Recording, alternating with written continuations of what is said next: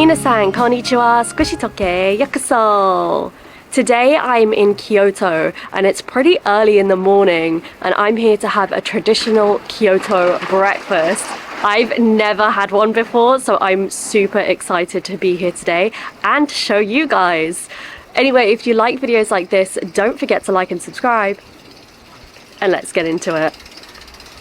So this place is super exclusive. You can only come if you have a reservation and they only seat 30 couples. Make sure you make a reservation if you want to come here.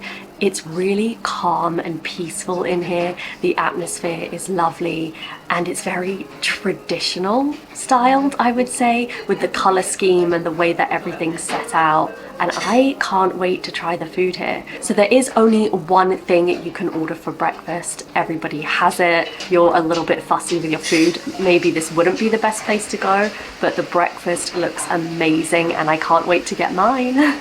This looks spectacular.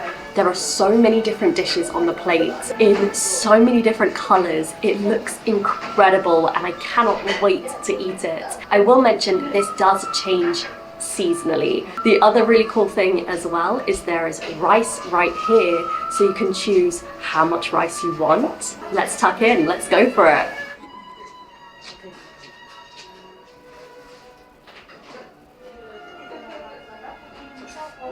I'm going to start with this. It's cucumber and gobo, and this is skimono. I'm just gonna go for it. Itadakimasu.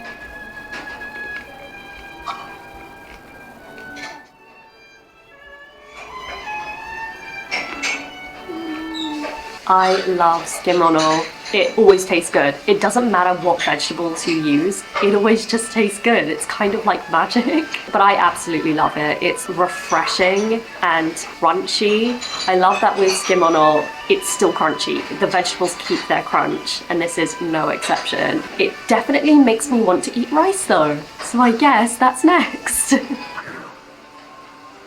Itadakimasu. めっちゃふわふわ. It's so fluffy. That might be the best rice I've ever had. It's so fluffy. So this rice is donabe gohan, and the rice itself is from Kyoto. And like I said, I think that's the best rice I've ever had. So I'm going to eat the salmon next. Itadakimasu. Wow. So first of all, you could probably see when I was cutting into it that it's really soft. It also has a really sweet flavor, and that's because it's been pickled in miso for quite a while, and that sweetness was so unexpected but so delightful. I'm so impressed with everything so far. It looks delicious and it tastes fantastic.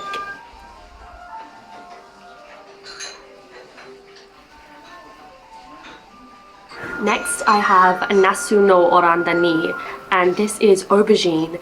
So they fry it first, and then they boil it in a mixture of sake, mirin, and soy sauce, and you can see it's garnished with bonito flakes. I'm so excited to try this. So this is a traditional Kyoto obanzai. Let's dig in. Itadakimasu. So to be honest, I'm not usually the biggest fan of aubergine. That may have changed my mind. The flavors in that were incredible.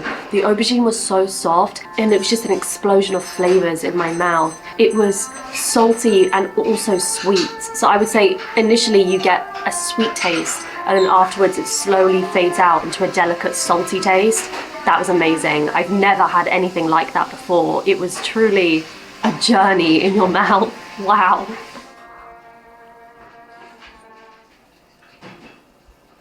So this is actually my first time to eat sakyoyaki, which is the salmon marinated in miso, and it's so delicious. I've nearly finished it. I think I've got a few more bites to go and then just the skin. There's sweet potato in the miso soup. I had no idea.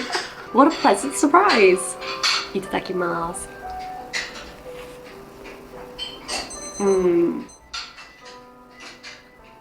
Miso soup is the perfect thing to eat during winter, and I love it so much that it really makes me want more rice. I can't believe I'm on my second bowl of rice when I usually don't even eat breakfast. So I feel like it's pretty common knowledge that in the UK, especially during the week, a lot of people don't really eat breakfast because they don't really have time, and they don't really see it as important, or they'll have something really quick or something that they can take with them. So to eat a breakfast this balanced and this large, it's pretty unusual for me, but I'm absolutely loving it. Itadakimasu. So that was dashimaki, and if there's one thing Japan knows how to cook well, it's eggs. I mean, if you have eggs in Japan, it's gonna taste completely different from eggs in any other country. They do such an amazing job of making it fluffy and rich with flavor. That was so good. It was slightly salty, slightly sweet, which I think is kind of a pattern here today, and it was delicious. I can't get over how soft and thick it is. Wow, it's perfect.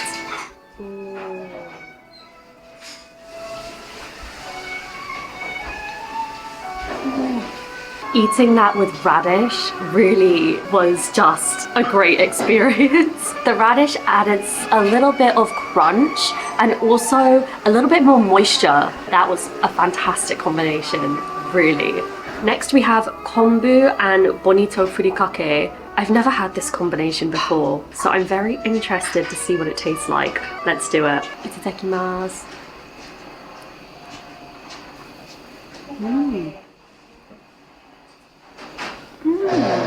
The kombu was actually pretty sweet, which I wasn't really expecting. I think I was expecting for it to be salty, but it's really sweet, and with rice, perfect combination. Wow. The furikake adds such a smoky flavor to the rice, which was really unexpected, but it's so delicious. The kombu by itself is so good. I know you're supposed to put it with your rice, but I really love the flavor of it, so I've just been eating it by itself. So the next thing I have is fukini, and I've never tried this before, but this is another Kyoto obanzai. So yeah, I love trying something new. Let's go for it. Itadakimasu.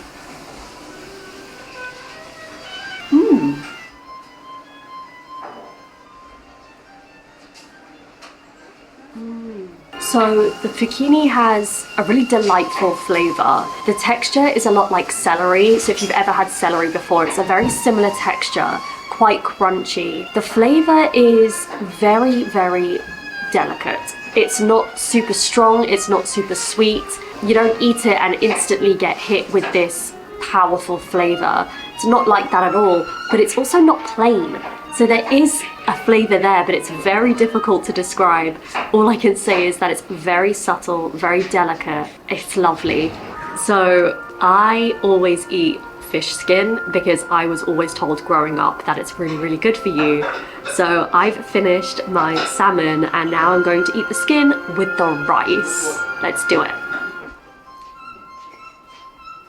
Itadakimasu.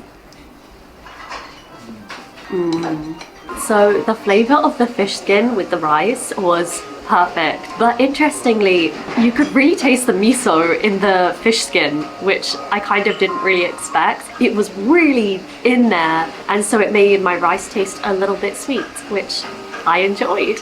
So the last thing we have to try today is this gorgeous salad. Itadakimasu. Mecha oishii.